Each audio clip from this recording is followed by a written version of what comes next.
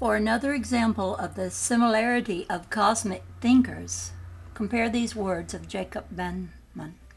Spiritual knowledge cannot be communicated from one intellect to another, but must be sought for in the Spirit of God.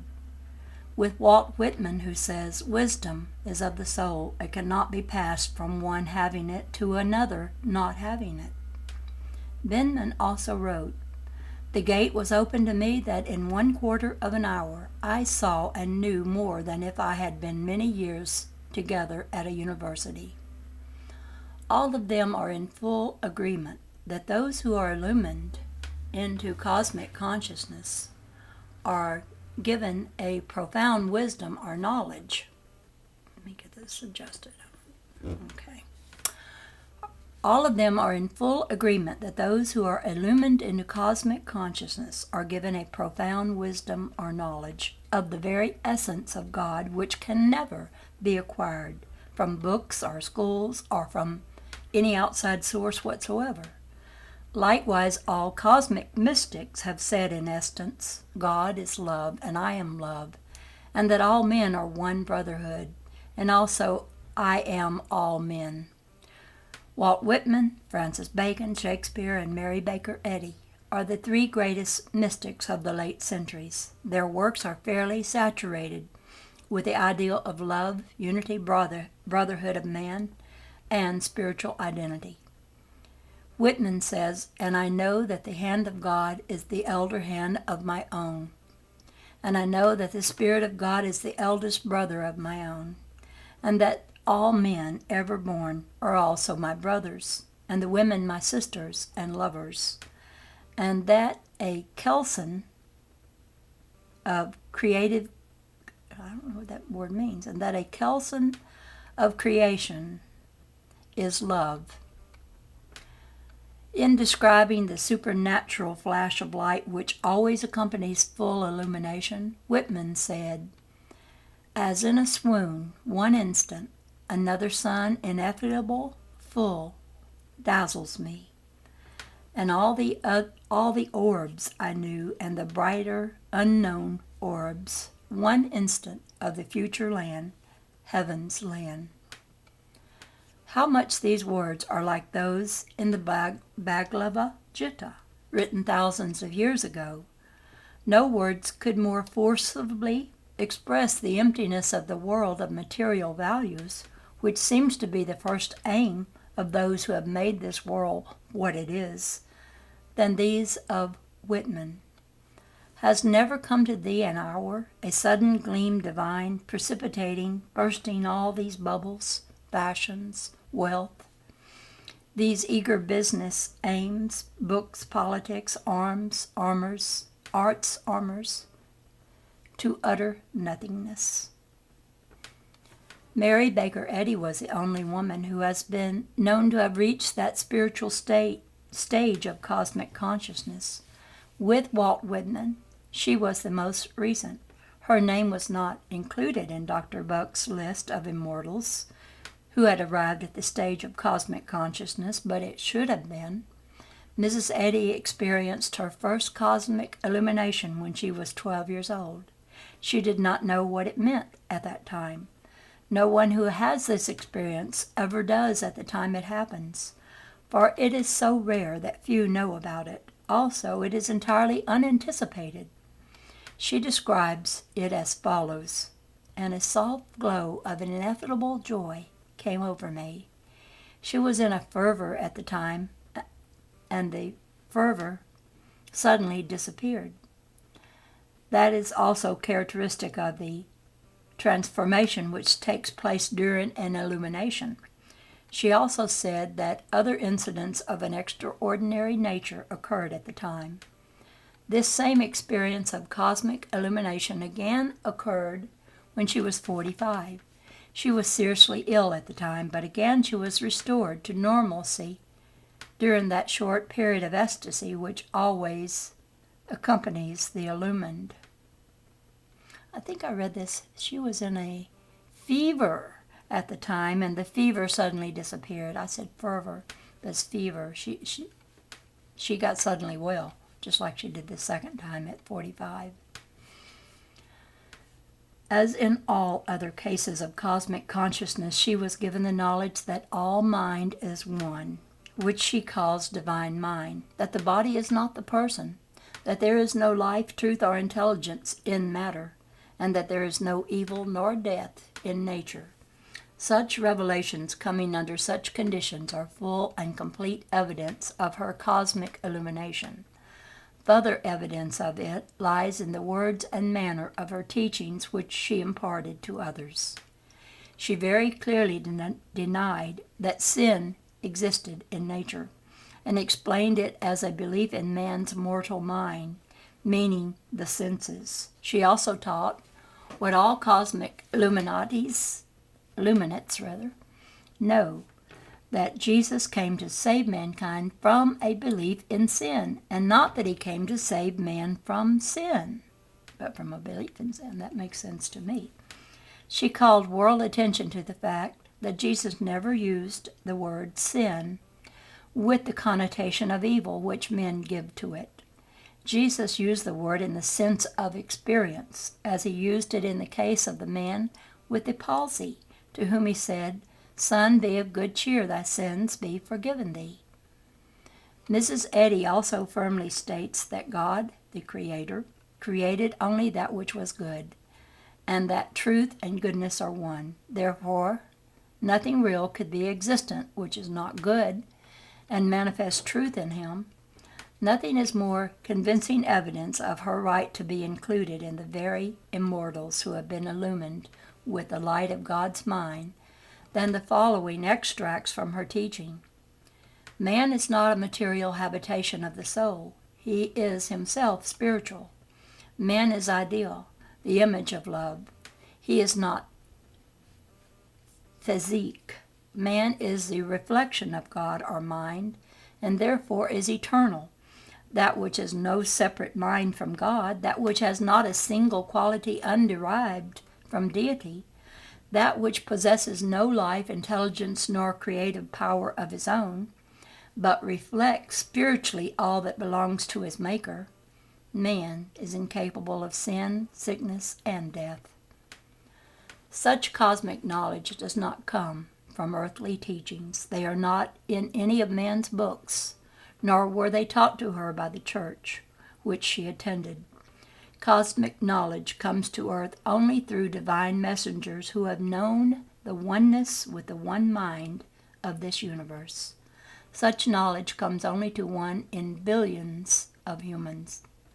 Mary Baker Eddy may never have heard of cosmic consciousness, so rare it is, but she frankly declared that, "I won my way to absolute conclusions through divine revelations, reason, and demonstration." That is what cosmic consciousness is. My husband's entire scientific knowledge came that way. In May of 1921, he had no knowledge whatsoever of astronomy, chemistry and mathematics, electricity, nor the construction of matter. He did not care to know them, for his desires were in the fine arts.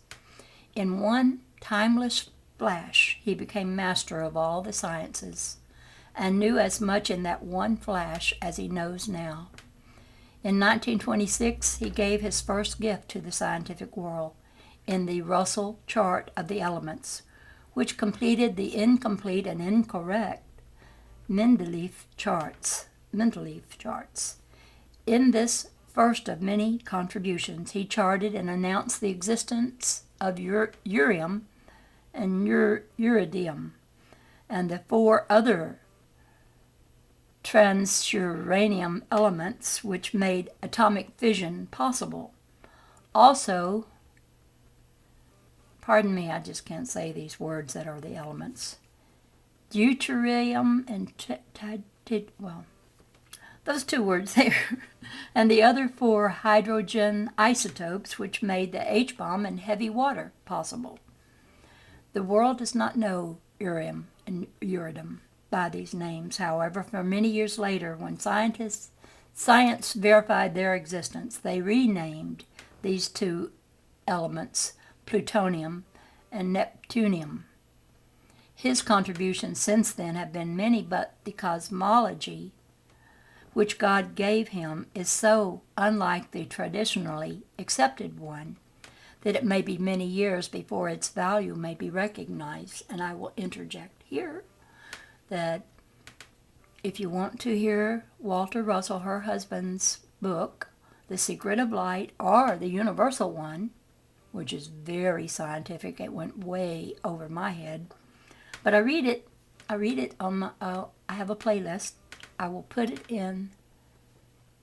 into the description bar so that you can go if you want to listen to it.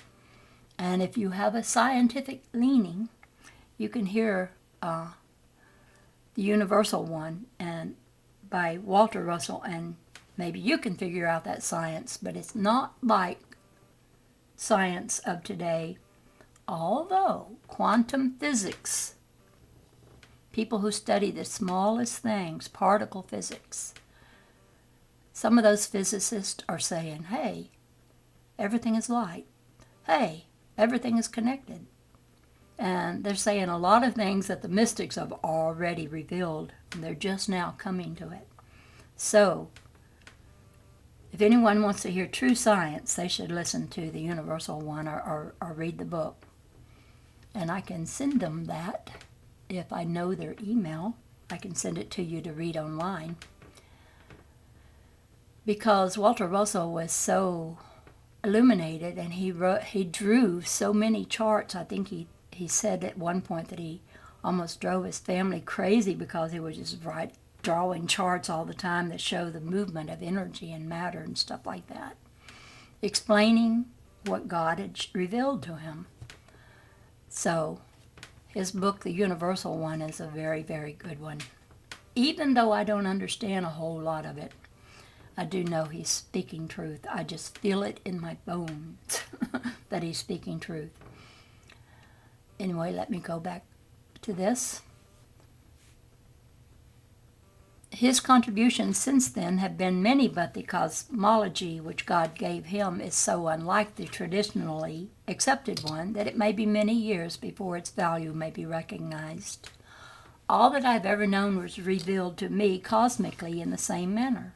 I also did not receive the formal education of the schools. That is why our combined knowledge, forcibly presented, may enlighten enough of those who are ready for it to save the world in this 11th hour of its danger. Neither my husband's knowledge nor mine ever came from books or schools, however.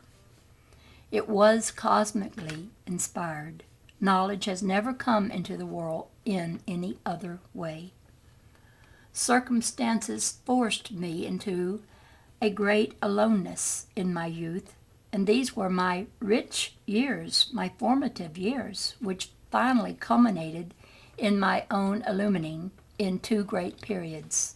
These two periods so utterly transformed me that a greater power of self-expression came to me than I had ever known. I found that whatever I desired to do, I could do it, and that is what you would find if you sought within yourself for knowledge and power as we have. It is important that I tell you some of the facts regarding the way we received all of our knowledge, in order that you may acquire cosmic knowledge if you so desire. All illuminants will tell you the same thing. Down through the ages, they have said that all knowledge could be obtained only from within, that the kingdom of heaven was within, that all else will be added unto him who seeks it from within. The whole purpose of this book is to point the way to all knowledge and the power for you to attain it. If you have to acquire the power to think inwardly to attain it, you have to acquire the power to think inwardly instead of to sense outwardly. Begin early in life to do this. Do not wait until tradition and materialism insulate your soul by building a wall around it. That is why I felt impelled to break away from the treadmill of tradition in my childhood. I was as certain of my destiny and purpose at 3 years of age as I am now. My education came from looking into the hearts of the people of all the world and of nature. It was my good fortune to be able to travel extensively in Asia and Africa, as well as the English-speaking continents. I made a great discovery in so doing, which will be helpful to you if you apply it. I found that greater knowing comes from the silences of what people do not say than from what they do say. It is that way in nature. These silences reach the soul with their deep meanings, while sounds must be translated from sensed awareness to mind intelligence. The silent words from the hearts of all men told me that all mankind is essentially good. All are seeking happiness and love. There is no evil in the search for love, so there can be no evil in a balanced universe which is all good. Our present-day world is not conducive to the search for love. Its human relations are based upon outer sensing. When they are based upon inner thinking, our human relations basis must change, for mankind will then have learned that what he does to others he is doing to himself. A new language with its own meaning has come into the world from its illumined ones. The genius can hear nature's rhythms with his inner ears and see its spectrum harmonies with inner eyes. But the cosmic being can clearly comprehend the construction of matter and the workings of electric polarization as it divides and multiplies gravity into the contracted matter of suns and divides it to create space. In less time than it takes to write this description, one who knows nothing of the universe knows all of it. In that brief flash, he becomes master chemist and knows the stars of heaven beyond all men. The explanation of this fact is simple. When man's mind and God's become one, their thinking is one. They do not become synchronized as two, but are one. That which heretofore seemed to pulse within them separately pulses universally. The illuminate suddenly becomes in tune with the infinite. He instantly becomes the thinker and knower instead of being an extension of the thinker and knower. God's mind thinks in octave thought waves. Every creative thought is electrically divided into octave thought waves, which require 4 efforts to create matter into living bodies and 4 more efforts to void those bodies. Every action and reaction in nature repeats this simple life-death principle. There is no exception to it throughout the universe. Every incoming, outgoing breath repeats it. Every sound repeats it, and the pulsing of the stars repeats it. Within that simple principle lies all knowledge, for it is all cause which can be known, and all effects which can be comprehended. Its simplicity is instantly recognized by the highly spiritual inward thinker, who is enabled to strip it of its complexity by making it stand still and be only one instead of many billions in 1 second. To the cosmic thinker who can make the universe stand still and void time, creation unfolds from the soul of idea to create form. All forms are thought forms, which appear, disappear, and reappear forever. When one sees forms unfold from seed and refold into seed, one sees all there is to see and to know. There is nothing else to know, for mind is the seed of creation, from which all forms unfold from zero of invisibility to become visible for a time before refolding into invisible mind. That is all there is to all philosophy, all sciences, and all mathematics. Certain great Illuminati, whom no one has ever known, left messages in great stone pyramids for future man to decipher, and to tell them of their existence long ages ago. These illumined ones knew astronomy, and mathematics beyond perhaps even our day. They could not have acquired this knowledge from books, for there were no books or universities. The measurements of these pyramids proved that they not only could measure the diameter of the earth with great precision, but 100 other astronomical and mathematical measurements proved vast knowledge in other directions. They gave strong evidence of possessing an extrasensory perception, such as our civilization has not yet attained. In one of these pyramid events, 3,000 years ahead, are accurately foretold. Knowing cause, these ancient mystics could deduce the effects which must follow. These few must have founded some brotherhood through which they kept their knowledge alive, for the same principles and measurements are repeated in part in Tibet and the civilizations which lie buried one upon another in the Andes and Central America. Conclusion: these men of great knowledge acquired their knowledge from somewhere other than universities and books, for there were neither universities nor books in their day.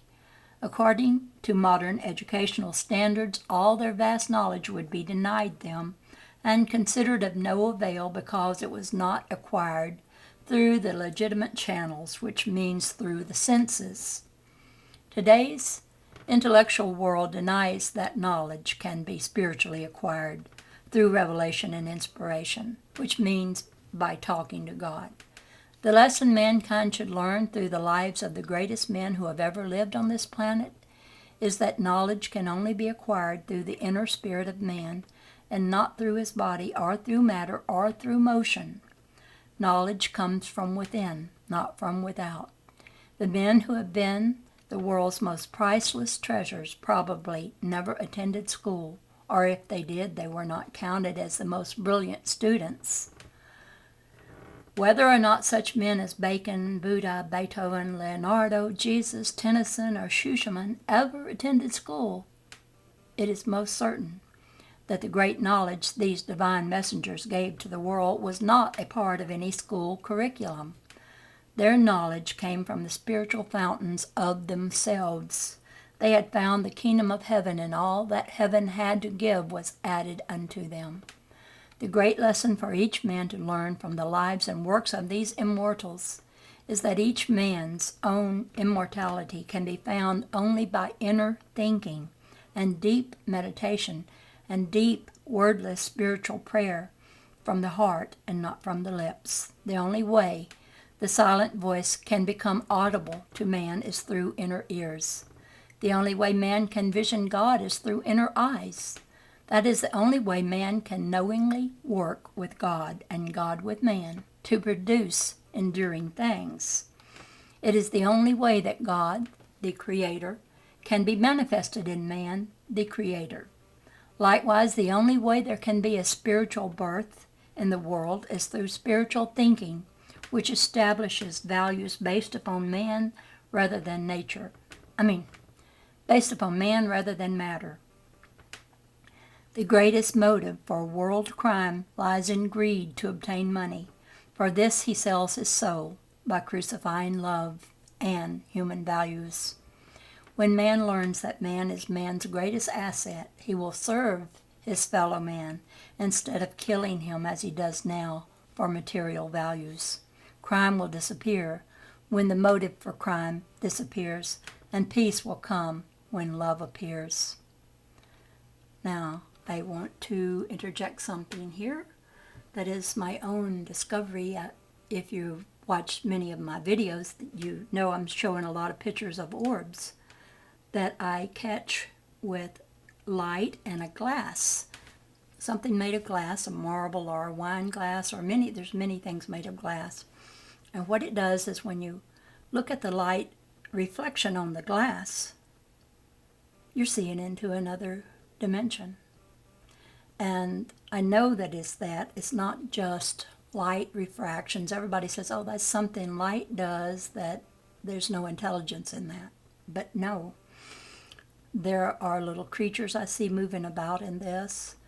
And I keep wondering, well, why don't scientists want to know what I've found? It seems like a breakthrough. And then after reading this, I was just thinking, I would be silly to go look for a scientist who understands this, because most scientists aren't all that spiritual that they think in empirical ways only, although there are some out there that call themselves quantum physicists who are beginning to think spiritually because they're getting the connection between spirit and science, because spirit is a science.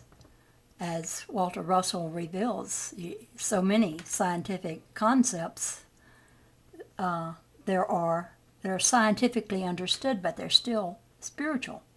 But you have to go there. You have to be able to go there in your mind and say something that we can't see and we can't qualify with scientific terminology of our day, created all that is.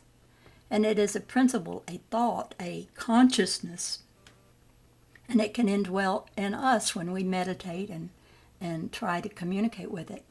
So I'm looking at these orbs of light, and I'm seeing so much about the way light moves around. It's just very beautiful. And I'm also seeing little things in the light that I have no idea what they are.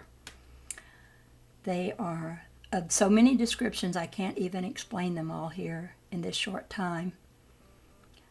I'm going to make a video that shows some of the little things that look to me like they're creatures that are in the light that I see. And I was thinking the other day, well, you know, people make glass out of sand. They heat it up and it crystallizes this sand and makes the glass. And people have always said crystals hold information. And so I think that seeing the light as it projects its little light body, which mostly looks like a round orb, but it can look many other ways as well. But when I look at that light and I see all the things that are in it, I cannot go and ask someone, what is this? I'm going to have to go within and find out. And so I look at the light and I'm thinking, it's up to me to find it out for myself, and I can share it with others. And you might want to look at some of my videos of orbs. And I tell how you take the pictures. I think anyone could do it if they follow my instruction. It's really, really simple. I do it with a digital camera and a light, either the sun. I can take them outside with the sun as the source, or inside. And the reason I wanted to take pictures of this light is because I have been seeing the light with my naked eye, with just your natural eye. I've been seeing the light through a lot of strange things that I'd never ever saw before in all my life. And it's all kinds of colors and orb-looking things are coming from the light of the sun. Some people think we're seeing a second sun, but I see 9 of them. In a lot of my pictures, I see 9 circles of light when I do the sun. I also see it when I take a picture of my light in my room. I see those same circles and rods of colors coming out. It's just spectacular. You're just going to have to go look at some of my orb videos. And the light in the orbs dances around, and it seems to be in sync with, like music. If I have music on, it moves in sync with the music sometimes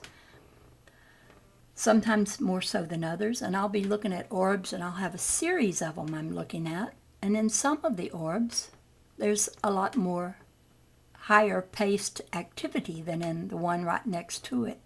One may be moving very fast, and this one right beside it moving very slow. So there's something to understand about these orbs. And while I don't think I need to go to any college to find out, because they would probably play it down as just something the camera does. I've been told that so often. That's just something the camera does. Well, it's making beautiful art. And if the camera does that, we need to investigate cameras and why they're doing this. But like I say, I see it also with the naked eye, so I know it's not just something the camera does. And people tend to want to write off anything unusual that happens to anyone as, oh, that's just this, and they give some silly, unthought out, fully explanation. Oh, it's just this or just that. But if they did a little further investigation, if they tried it themselves, if they used the camera the way I tell them to use it, and film light the way that it can be seen, and I will also add another in the description bar, the one where I explain how I take a picture of this light. If they would do that and examine it for just a few days, they would be convinced that it's not just light refraction. I've seen light refraction. It happens when sun comes in a window and hits a crystal that you've got hanging in your window and puts these little beautiful colors all around. But the colors I am seeing aren't those colors. I mean, they contain those colors, but there's so much color, and they're in a different array than that, and you just have to look at them and let me know what you think, and maybe do an experiment yourself. Get involved in something that is a spiritual search. Do something that will enlighten yourself, but don't do it thinking that you're going to find someone who will tell you what it's all about. You won't. I've been looking for that, and there's nobody else so far that I've found that's able to say anything about it, except maybe foolish things they say about it. And I know that they just don't know, and they have closed minds, some of them, and they have an unwillingness to even look at all the stuff I could show them that would prove that to me. And I wanted to say that I think there's little entities of the light that can even come into our cameras, because what I'm seeing with my newest camera are little things that look like what is stuck in my older camera that I have always thought was debris. But strange looking debris. Really strange looking. And I'm always comparing, like, oh, I'm seeing this while I've seen that in my other camera, and it's only in one spot, and it stays in that one spot, so I figure it's part of the camera, something stuck in there that's messing things up as far as how they look, but they're looking like creatures more than debris. Of course, I don't know a whole lot about debris in cameras, but I have seen cameras that will, when you take a picture of light, they will show a little piece of machinery of the camera in all the pictures of light. I have a friend whose camera makes this little 3-pronged thing. It looks kind of like a bird, but it's in all his pictures, always in the same place, and like some of the ones that are in my older camera. But I have several of these little things clinging in there, and I'm wondering, can we bring through something from a dimension that's different than this one into our cameras? Now that may be like a crazy thought in the mind of some, but I think it's entirely possible. I love that camera. I have a way of seeing this little creature that floats down in front of it. I call him Harry. I even made a video about him. He just comes into some of the orbs that I'm viewing, and like he wants his picture taken. I've taken his picture many, many times. And he always looks pretty much the same. And it's cute. I feel like I know a light creature, but I have this attitude of like it's a little pet or something. It may be a very wise being, I don't know. But it is interesting. But what does it make me? A rebel? Someone who the world would deem foolish or stupid? And you know what? I don't even care. I know what I'm seeing. I know what I'm feeling when I see it, and the kind of communication I'm getting from Spirit has convinced me that it doesn't matter what other people think. It would matter a whole lot to people who would just experiment, if they were brave enough, experiment with their digital cameras and with some marbles and a LED light I use in my room. Those are very bright lights. And you have to take it in such a way, you can't let your flash come on. You can't have the flash, because that light, too much light right there, makes the whole thing turn like glare, and you can't see it because it's all glared. You have to have the flash off when you take these pictures, and you have to focus up real close on the light, on the gleam of light off of any kind of marble thing. I don't mean marble, but any kind of glass thing. I use a lot of glass marbles, that's why I'm always saying marble, but I really mean any kind of shiny thing. It can even be plastic. It can even be anything, a sequin or anything that light collects on and makes a shiny spot. All the shiny things around us, man, they have something to say. They do.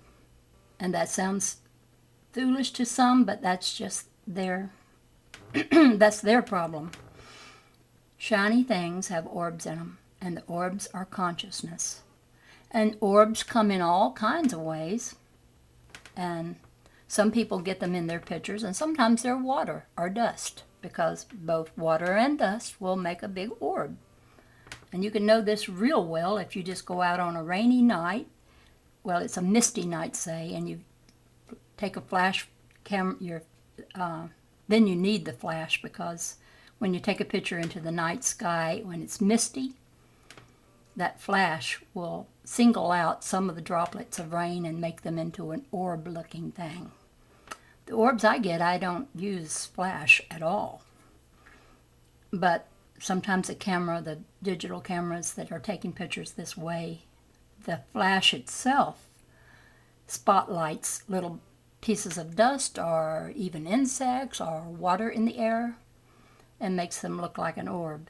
And then again, there are other orbs, I think, that are intelligence, that's kind of a looking glass for them to float around as orbs. And a lot of people are getting very beautiful pictures of these kind of orbs too, that are beyond just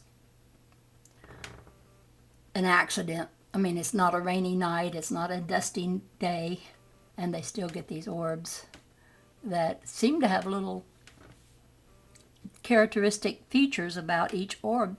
They all look a little bit different from one another. That's one thing about nature. It never repeats itself 2 times exactly the same. Snowflakes or orbs or anything else. Anyway, I guess I've said enough. And I will put a few little videos over into the sidebar of this video. And if you care to go over there and look at some, you don't even have to go to my channel. Just click over in the description bar, and there you will see some of the videos that will illustrate these orbs that I've been capturing with my camera. Light is a fascinating subject, because light is what we are.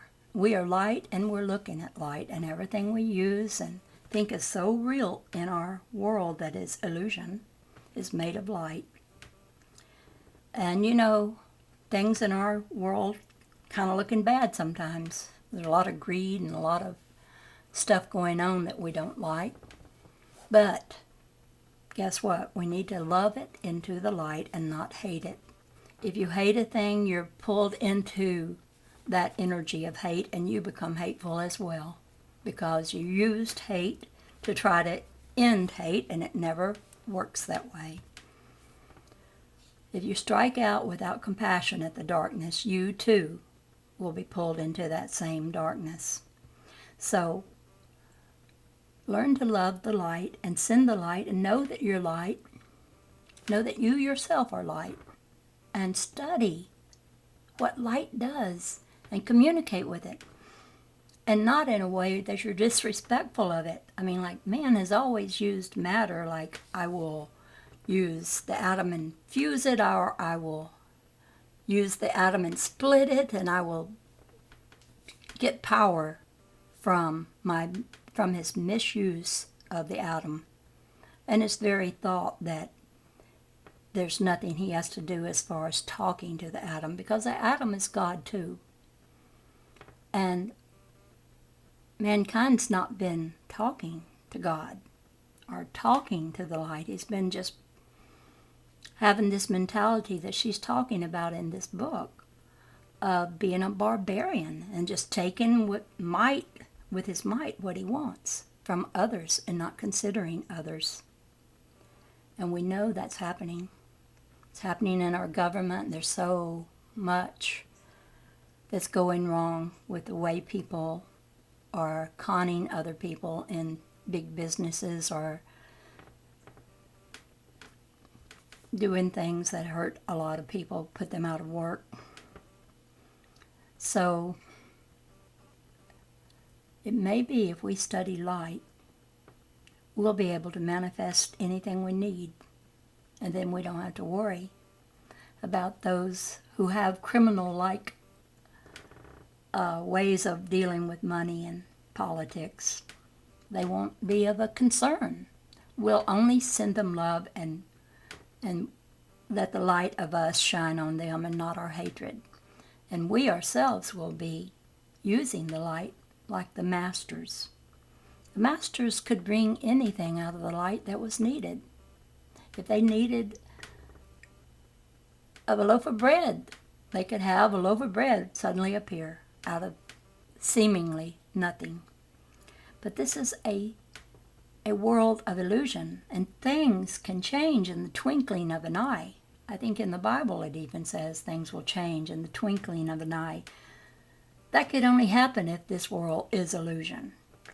But it takes a lot of people thinking right thoughts, not thinking hateful thoughts, or I'll get my revenge, or I'll do this to you because you did this to me. It takes enough of us who refuse to think that way and who will send love to the ones that are doing what we call evil, and we will help this world to change and everything in it. And it could change so fast, we'd say, oh, in the twinkling of an eye, this all changed. I, for one, look forward to that day that we can do that.